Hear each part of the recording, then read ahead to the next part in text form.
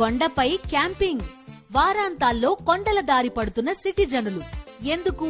పూర్తి వివరాలకు చదవండి రేపటి సాక్షి దినపత్రిక.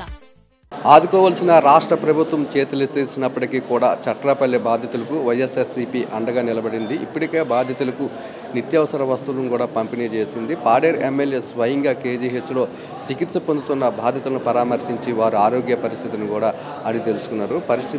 పేషెంట్ల తాలూకు పరిస్థితి ఏ విధంగా ఉంది, రాష్ట్ర ప్రభుత్వం తరపున బాధితులకు ఎలాంటి సహాయ సహకారాలు అందించాలని అక్కడున్న గిరిజనులు కోరుకుంటున్నారనే విషయాలు మనతో మాట్లాడడానికి ఎమ్మెల్యే విశ్వేశ్వరరాజు ఉన్నారు. సార్ చెప్పండి సార్, ఇప్పుడు ఎంతమంది గాయపడ్డారు, ఎంతమంది చికిత్స తీసుకుంటున్నారు, వారి ఆరోగ్య పరిస్థితి ఏ విధంగా ఉంది?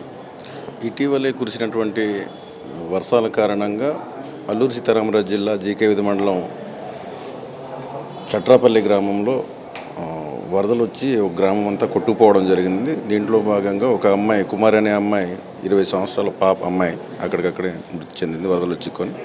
అయితే మిగతా 5 కేజీహెచ్లో చికిత్స పొందడం జరుగుతుంది. ఇటీవలే వైఎస్ఆర్ కాంగ్రెస్ పార్టీ ఆ గ్రామస్తులకు నిత్యావసర సరుకులు కానీ తినడానికి ఏదైతే రైస్ కూడా లేని సందర్భంలో వాళ్ళకంతా నిత్యావసర సరుకులు అందించి వాళ్ళందరినీ కూడా మన జిల్లా పరిషత్ చైర్పర్సన్ గారు, ఎంపీ గారు, అలాగే నేను కూడా స్వయంగా వెళ్ళి వాళ్ళని పరామర్శించి అన్ని అందజేయడం జరిగింది.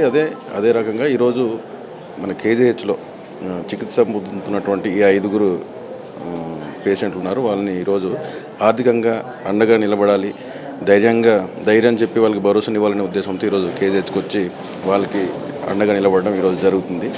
ఈరోజు రాష్ట్ర ప్రభుత్వం గతంలో జగన్మోహన్ రెడ్డి గారు 5 ఏళ్ల పాలనలో వరదలు వచ్చినా ఏమొచ్చినా సరే ముందస్తు చర్యలు చేపట్టేవారు. అయితే ప్రస్తుత కూటమి ప్రభుత్వంలో ఎటువంటి ముందస్తు చర్యలు చేపట్టకపోవడం వల్ల ఇటువంటి నష్టాలు జరుగుతుందని చెప్పి ఈ సందర్భంగా తెలియజేస్తున్నా. అలాగే అల్లూరు సీతారామరాజు జిల్లాలో చూసుకున్నట్లయితే జీకేవిధి మండలంలో అత్యధికంగా నష్టం జరిగింది. జీకేవిధి మండలం దారకొండ, గుమిరేవుల పంచాయతీల్లో నేటికి కొన్ని గ్రామాలు కూడా పూర్తిగా నష్టపోయినటువంటి సందర్భం ఉంది. కానీ ఈ రాష్ట్ర ప్రభుత్వం ఇప్పటికి ఇంకా ఎంత నష్టం జరిగింది, ఎన్ని గ్రామాలు కొట్టుకుపోయింది, ఎన్నిళ్ళు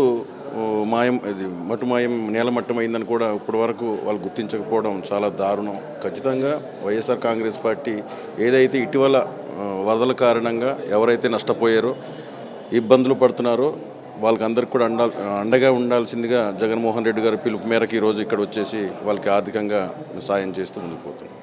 ఇంకా ప్రభుత్వం నుండి ఎటువంటి సహాయ సహకారాలు అందని మీరు కోరుకుంటున్నారు?